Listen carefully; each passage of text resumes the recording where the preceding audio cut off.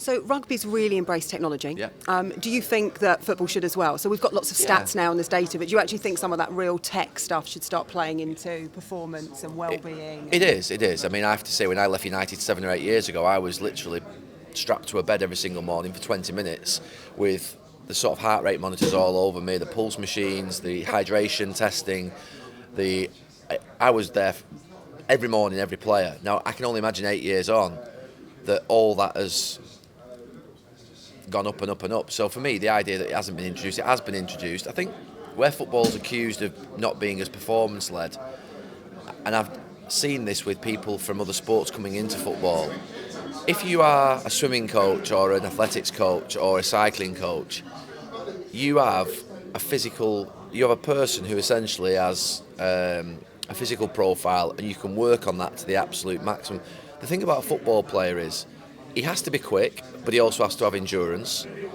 He also has to be agile. He also has to be able to jump. He has to be explosive. He has to be strong. He has to play 45 to 50 matches a season, playing 3 times a week. Now, I'm not saying it's more difficult, but it's just a completely different type. You cannot have a fitness program. Well, of course you can have a fitness program, but you can't have a athletic-style fitness program delivered in football with the games every 3 days. You really are talking about maintaining and recovery and rest and pre-activation, injury prevention. That's where the real sort of edge in football needs to come in, because the idea that you can make these players, a mountain fitter just overnight by introducing something from another sport isn't going to happen. No. The big shifts were in the early 90s. The big shifts actually were in cultural change in drinking. The drinking culture coming out of football has been the biggest change. People will say it's down to sports science. It's not. The biggest change and shift in football... It's not getting bladdered. Honestly, the biggest shift in physical performance in football was the mid-90s, the introduction of Sir Alex Ferguson and ourselves to a different culture, but also Arsene Wenger's introduction into the Premier League, and it changed dramatically. And I was talking to Steven Gerrard, believe it or not, and Jamie Carragher yesterday. I genuinely believe from 95 through to 2000 we won the league, not just because we had a good squad and a good manager and a good team, but I think the other squads at that time were still drinking.